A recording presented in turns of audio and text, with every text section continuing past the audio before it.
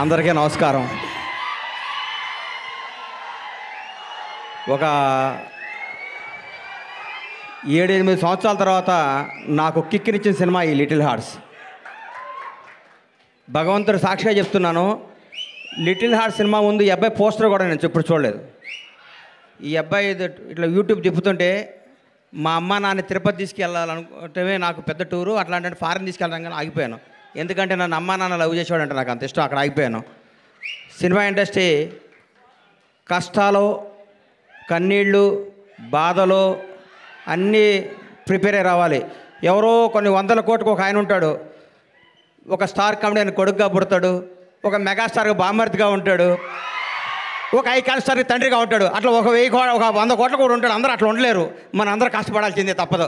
అట్లా ఇప్పుడు కాలు మీద కాలు వేసుకుంటాడు. ఆయన ఎవరికి అందుబాటులో ఉండడు, ఆయన ఎవరు అనుకుని ఆయన అందుబాటులోకి వెళ్తారు. అది జీవితం అంటే. అంత మహర్జాత్ కూడా నా జీవితంలో నేను చూడలేదు, ఇక చూడను కూడా. అంత అట్లా ఆయన జీవితాన్ని అంత అద్భుతంగా ప్లాన్ చేసుకుని అల్లు అరవింద్ గారు ఇక్కడ రావటం.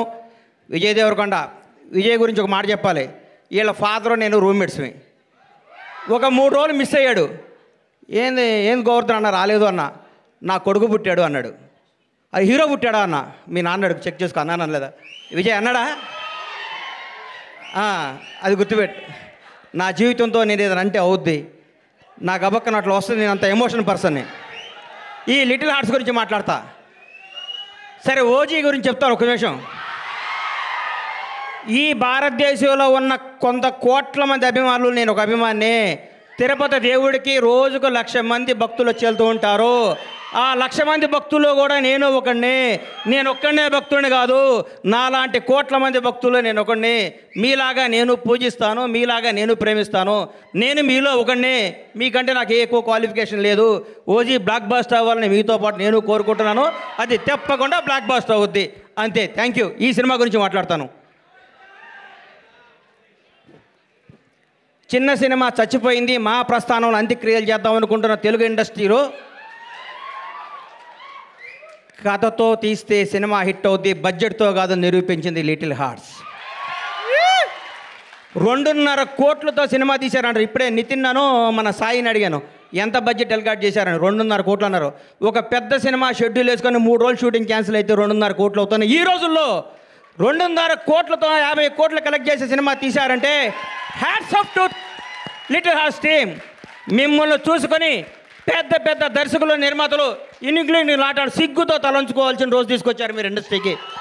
నిజంగా ఇక సినిమా చూడండి, చిన్న సినిమా చూడండి, పెద్ద హీరో 500 కోట్ల బడ్జెట్ ఉంటుంది తీస్తారన్న రోజుల్లో 2.5 కోట్లతో యావత్ తెలుగు ఇండస్ట్రీ, తెలుగు సినిమా, తెలుగు ప్రజలందరినీ థియేటర్కి పరిగెత్తించారు.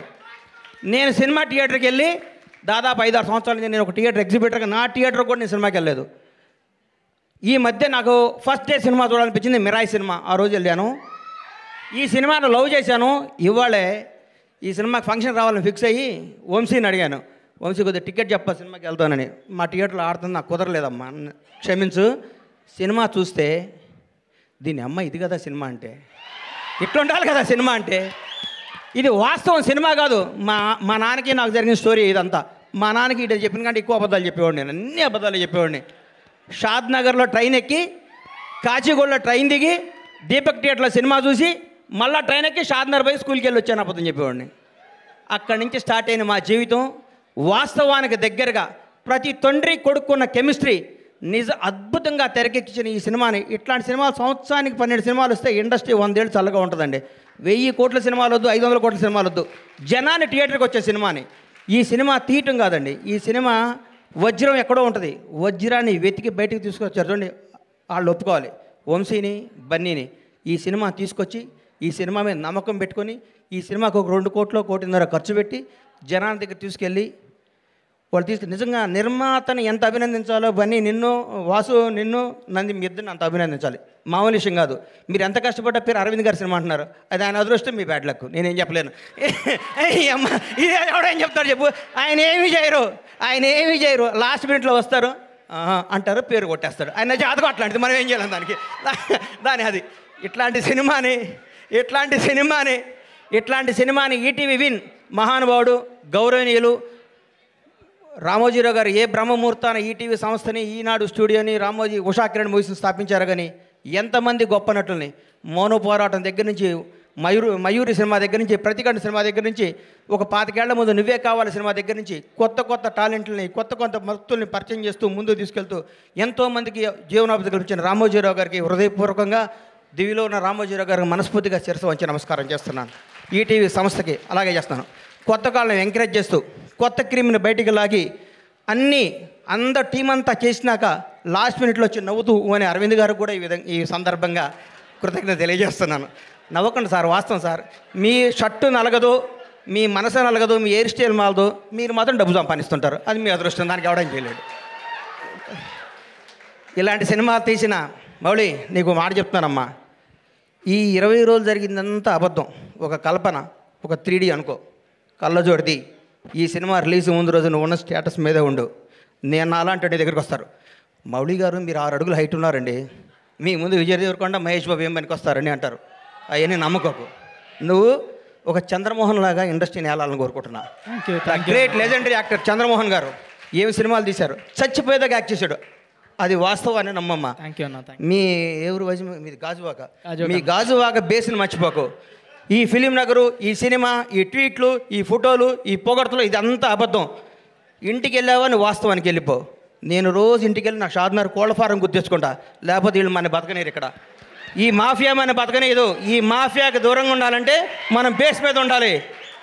తప్పకుండా. ఎవడు బాగుంటే అబ్బబ్బబ్బబ్బ ఎంత పొడుగుందా నీది అంటారు. నువ్వు నమ్మకో.